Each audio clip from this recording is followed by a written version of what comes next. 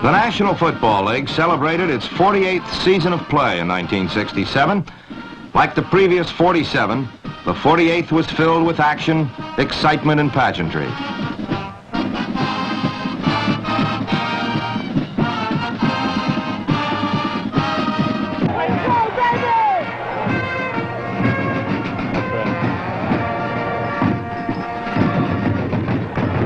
He's going with a 6-5.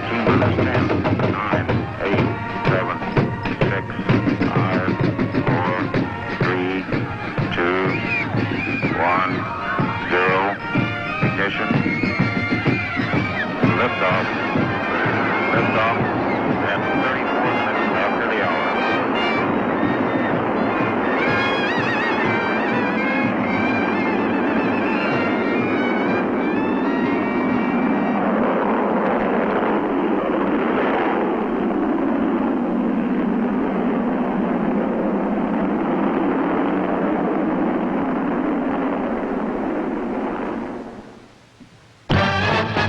Due to an influx of lightning-fast speed merchants, the kickoff return became an event in itself in 1967.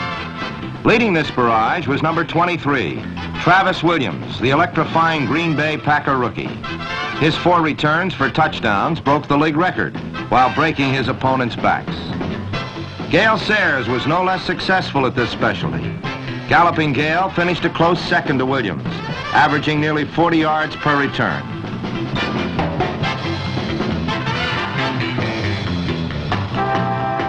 And no New Orleans Saint fan will ever forget John Gilliam's 94-yard return of the opening kickoff of the opening game of the season.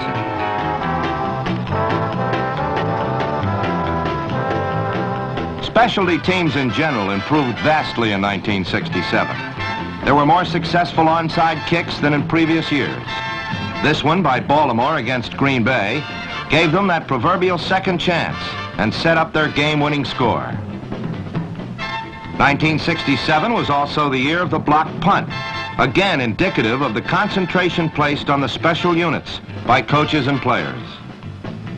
Among the key plays of the season was this unforgettable moment in the Rams-Packer game when a block punt in the last seconds enabled the Rams to stay in contention for the Western Conference title.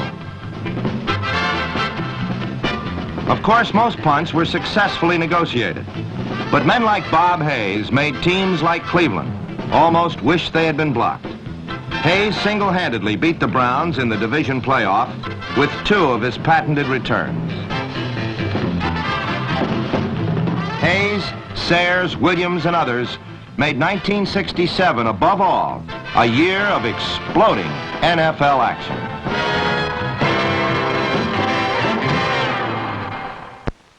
Under the new 4-division alignment, each division seemed to have its own personality. In the Eastern Conference, the keynote of the Capital Division was the receiver. 5 of the league's top 6 were in this division, and the Saints' contribution was number 46, Dan Abramowitz.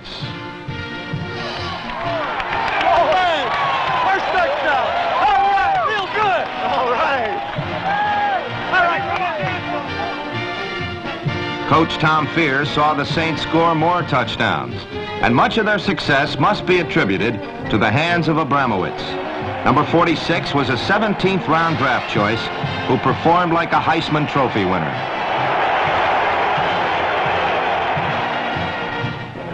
Let's go back this half and let's play smart football. I know you're playing with your hearts, but it takes smart football. Now go out there and think, and let's rack them up. Come on, let's go. Come on, Dave, take it to him, offense. Unity and perfect. The Redskins played smart football for most of the '67 season. With no rushing attack to speak of, they had to rely almost totally on the arm of Sonny Jurgensen and the hands and legs of the premier receiver in the NFL, number 42, Charlie Taylor.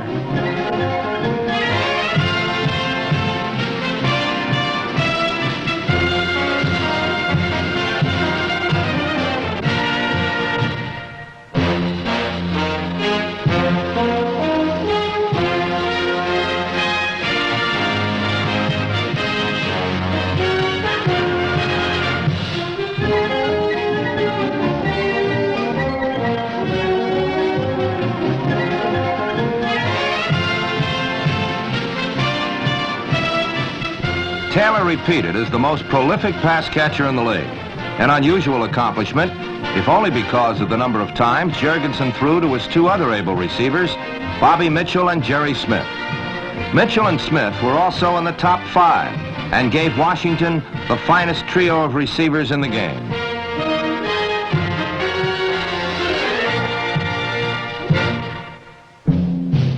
Number 18 is Ben Hawkins.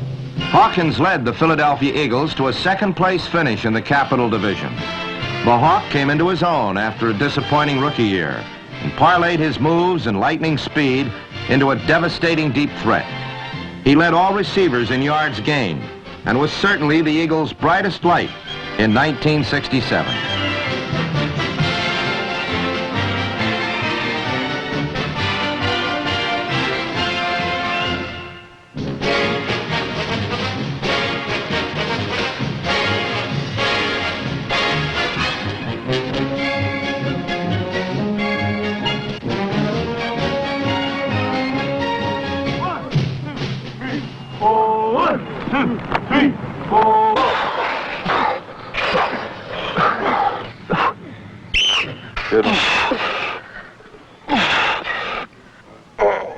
Whether it was at summer camp or in a game, the Dallas Cowboys worked hard, and it paid off in their second straight Eastern Conference title. However, an off-season trade also paid off. It brought number 19, Lance Rentzel, to the Cowboys, and the flanker back from Oklahoma became the key to Dallas's passing attack, taking pressure off split end Bob Hayes. As a consequence, both receivers were more effective. Rentzel wound up as the league's 6th leading receiver, and Bob Hayes, well, Bob Hayes was just Bob Hayes, the world's fastest human.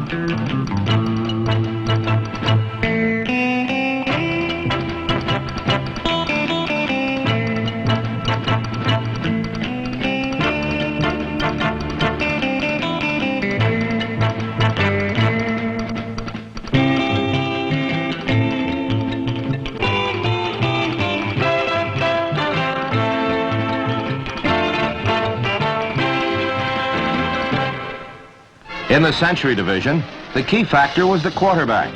The winner was led by an injured veteran, the Giants by a new leader, and 2 others by rookies. Number 10, Kent Nix, did not let Steeler coach Bill Austin down. Playing the hardest position on the field in his first year, Nix showed a strong, accurate arm, completing over 50% of his passes, and responded well to the enormous burden of being a rookie pro quarterback.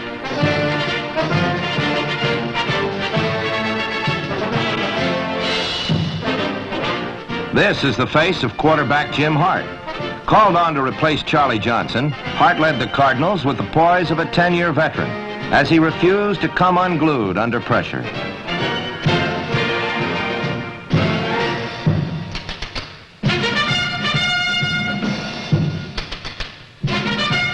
Hart made the most of every situation.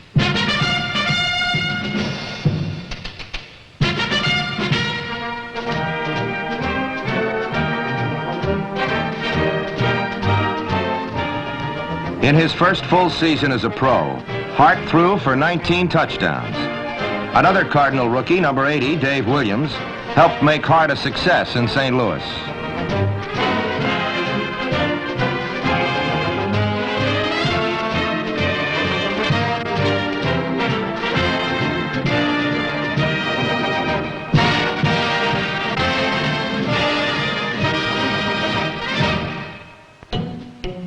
The big noise in the big city was number 10, the scrambler, Fran Tarkenton. Tarkenton led the New York Giants to a successful 7-7 season after a dismal last-place finish in 1966. And in the process, the combination of number 10 to number 45, Homer Jones, became the most feared in the league.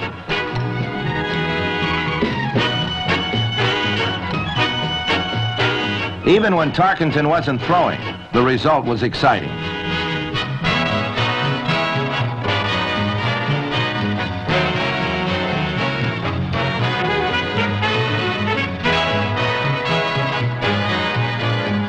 With Tarkenton at the helm, anything can happen.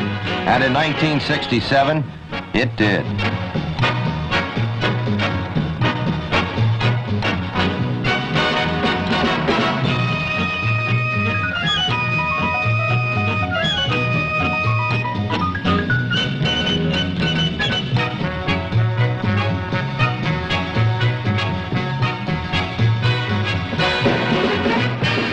This was injury-ridden Frank Ryan, sitting out the last game of the regular season. But the Cleveland quarterback did stay healthy enough, long enough, to guide the Browns to the Century Division crown.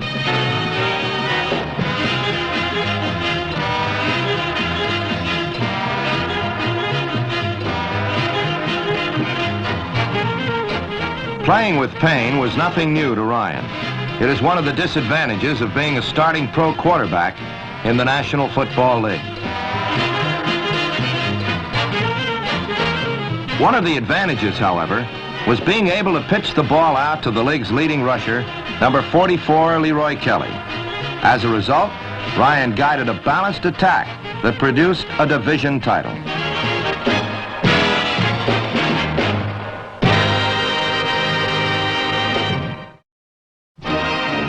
Led by number 51, All-Pro middle linebacker Dick Butkus, the Chicago Bears once again exhibited a punishing, unrelenting defense. Butkus spearheaded a unit that was second in total defense and led the league in several categories. To complement a powerful defense, add the most exciting runner in pro football, Gale Sayers.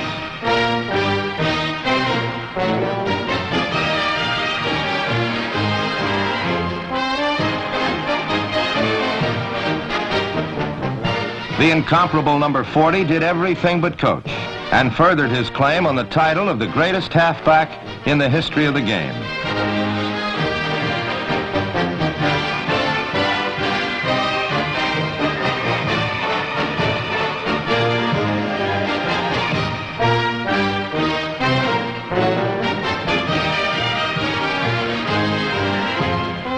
With a parlay like Butkus and Sayers, the Bears should give the Packers a fight for the Central Division title next year.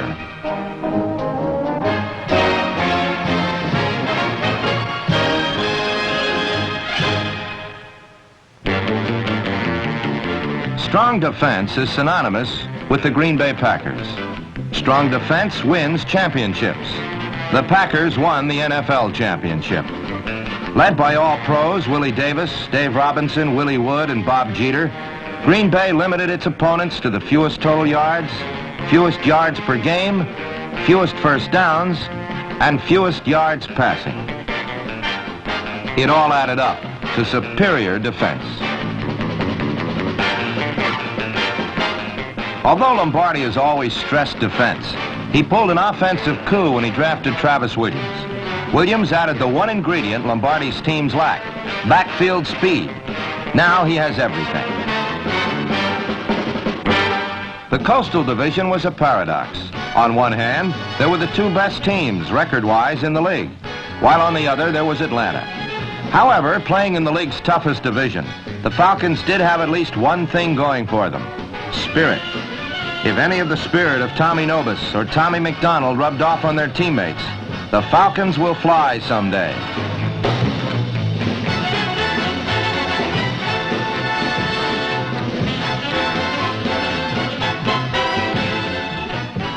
Go! Oh, yeah. Stay with him. Throw him down. Get over and get him. He's roll back there and get to the passer. Don't stay on the line of scrimmage. Get back there and play football. The 49ers did play football, but only for half the season. When they were at their best, however, they were able to beat the Rams and the Cowboys, mainly because of a defense that either denied the catch or got to the quarterback before the pass could be thrown.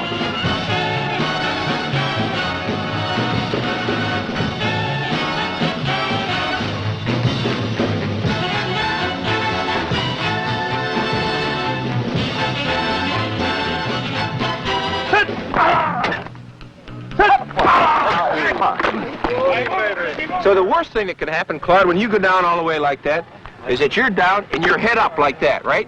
If you're head up, you got a stalemate. He's not going to lick you then.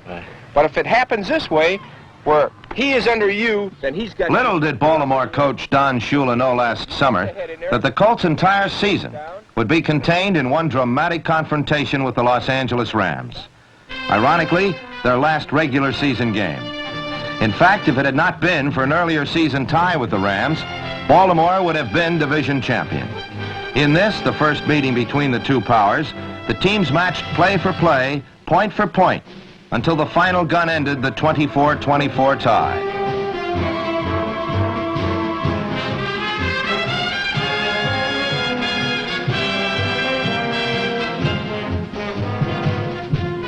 What had stopped the Colts in this game was to crush them in the crucial one. The ferocious, fearsome foursome, led by Defensive Player of the Year, Deacon Jones. You have to have that animal instinct in order to play in the NFL because it's a rough league. It's a highly competitive league, and it gets better every year. And one has to be mean. There's no question about it. Mean was the word to best describe the foursome's play in that dramatic final game. However, for the first 15 minutes, it looked like a repeat of the earlier tie. The NFL's most valuable player, Johnny Unitas, lofted a pass into the end zone, and Willie Richardson made a picturesque diving catch to take a 7-0 lead. But the Rams had come from behind all year, and this day was to be no exception. In one swift 80-yard explosion, Roman Gabriel and Jack Snow had tied the score.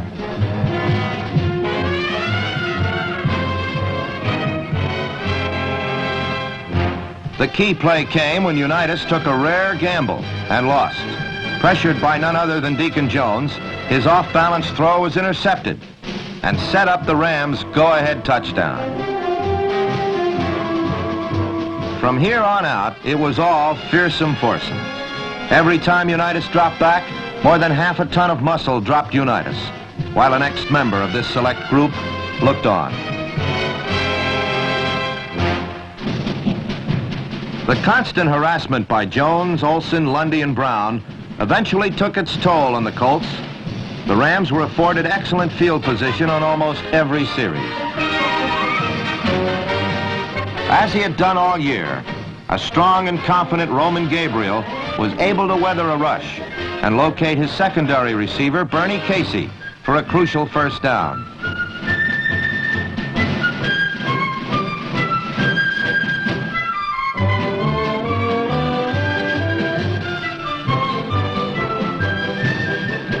A Gabriel to Truax touchdown iced the convincing 34-10 victory for the Rams.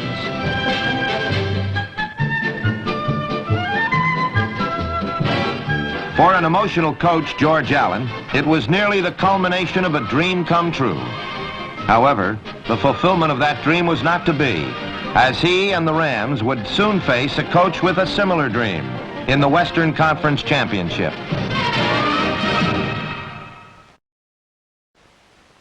2 weeks before, Coach Vince Lombardi had seen his team suffer a last-second defeat to Los Angeles. Today, the Rams found out what Lombardi already knew. The Packers had a fearsome foursome of their own.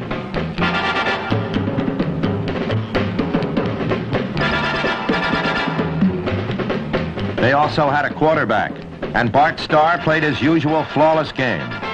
But it was a rookie scatback from Arizona State who stole the glory. Travis Williams broke the game open with a 46-yard burst over right tackle, and the Rams never did recover from the shock.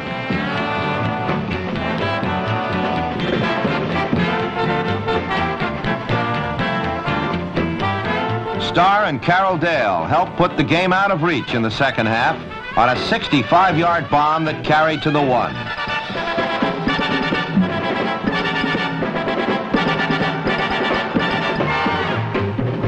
Once again, Williams sliced over a strong Packer right side, and the Western Conference Championship for the third consecutive year, and for the 6th time in 9, was Green Bay's.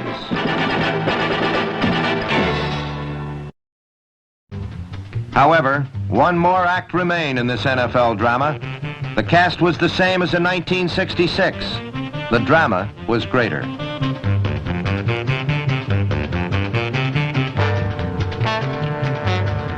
The bitter, unbearable cold did not seem to affect Bart Starr and the Packers. He and Boyd Dowler gave Green Bay a 14-0 lead in the second quarter.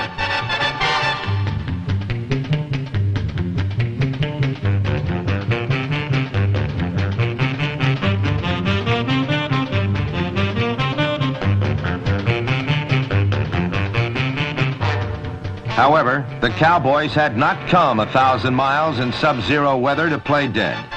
Willie Towns forced, and George Andre recovered a star fumble. And as they did in '66, the Cowboys gnawed back at the Pack.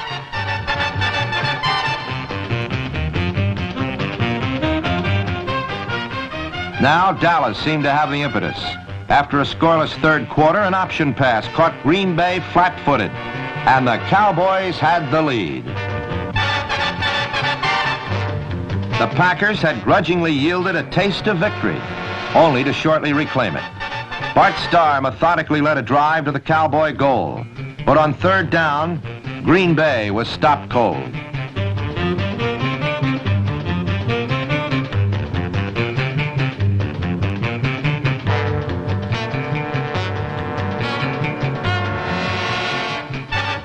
The rest was history.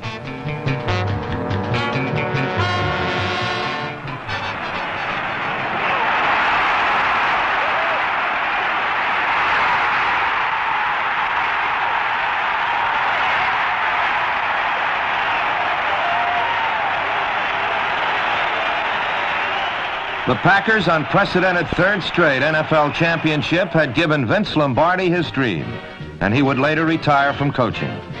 Before his retirement, he and the Packers scored their second Super Bowl victory. But the Super Bowl was an anticlimax to what many said was the most dramatic championship game in history.